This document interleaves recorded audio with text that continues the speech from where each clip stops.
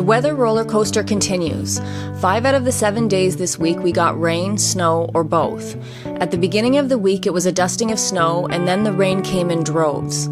We got quite a bit of flooding over the riverbank. Much more than we saw last year, but no more than what the previous owner had told us to expect based on his experience. We knocked out a handful of odd jobs that needed attention.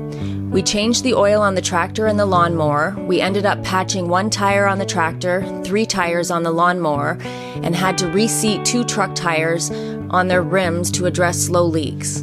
We bucked, split, and piled the majority of our neighbor's tree with 1 big chunk remaining. The dock is ready for assembly once the water recedes a little further. Lastly, we dealt with some of the stone and shingles around the building site. Not too bad for a rainy week.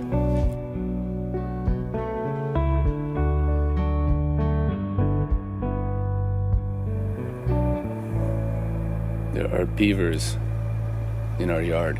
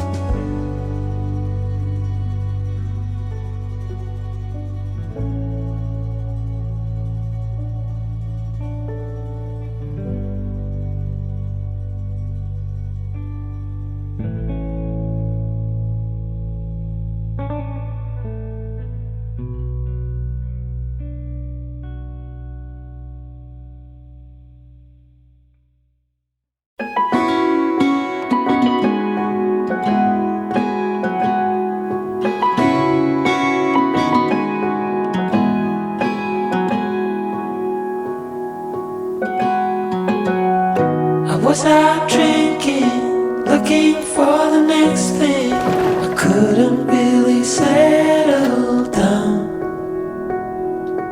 Always on the run, I didn't want to slow down. But baby, then you came around.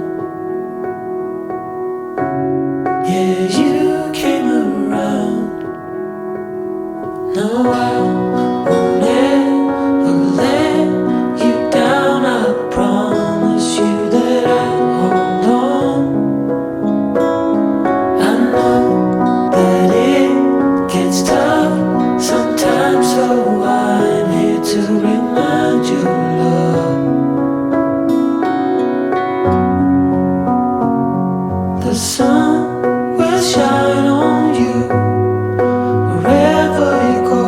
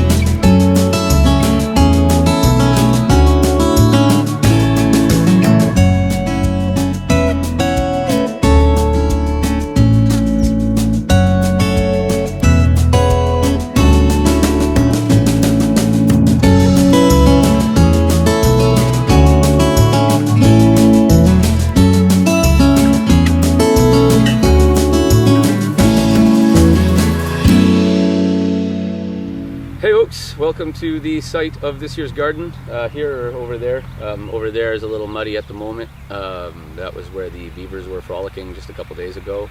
Water levels probably dropped about a foot since then, 2 or 3 days. Not expecting it to rise again unless we get some kind of freak rain, and if we get freak rain, that's not really good for a garden either. So I think this is a good spot. It gets a lot of sun, close to the river, so I'm not running up and down. We're not having to travel far to water the garden, because that was a bit of a pain last year. We want to start some seedlings indoor. We started a little bit late, usually around, Good Friday, I guess, is the easy rule of thumb, but beginning of April is when a lot of plants, you should start them indoors. And apparently cabbage and cabbage and broccoli should be started really early, like in March, in seedling. So we won't be growing any cabbage because we have seeds for that, but we'll do that next year. So anyways, I figured I would use soil from the ground, although from what I read, if you use outdoor soil, it can contain pathogens and disease that can harm or straight up kill your seedlings, stunt their growth, whatever. But I figure it's probably good for them to grow in a soil that's the similar pH and similar composition as to what it'll be growing in outdoors. Again, I'm not a horticulturalist, but what I've done is I just picked up some soil from where we're going to plant, added some sand to it, added some sawdust to it, mixed it all up, and just put it in my big cast iron crock pot and pasteurizing it on our wood stove. I just heating it up to temperature for like 20 minutes. And then we'll put those into little Dixie cups, plant the seeds. That should be started early. And then come around May 2-4-ish, we'll plant the seedlings plus any of the seeds that are direct to plant, right? So apparently the rule of thumb, and the thing is, again, with this kind of stuff, it's so hard to get a straight answer. Every website I go to lists different plants. You have one website that says don't start your beans as seedlings, and then you can go to another site and it says start your beans from seedlings. But I think an easy rule of thumb is any of your root vegetables, your beets, your carrots, things like that, they don't do well with transplanting, so they need to be planted direct to ground. There's a couple of exceptions to that, like corn apparently is not a fan of being moved around, so you got to plant that where it's going to be. But other than that, like your beans, lettuce, spinach, kale, all the leafy greens and all that, you can start those early, just give them a jump start. Tomatoes as well. So again, yeah, we're just doing Dixie cups with some pasteurized soil, seedlings, see how they make out, and then come, the long weekend in May, assuming there's no more frost or anything like that, we'll have tilled this up and we'll transfer it out here and see how it goes.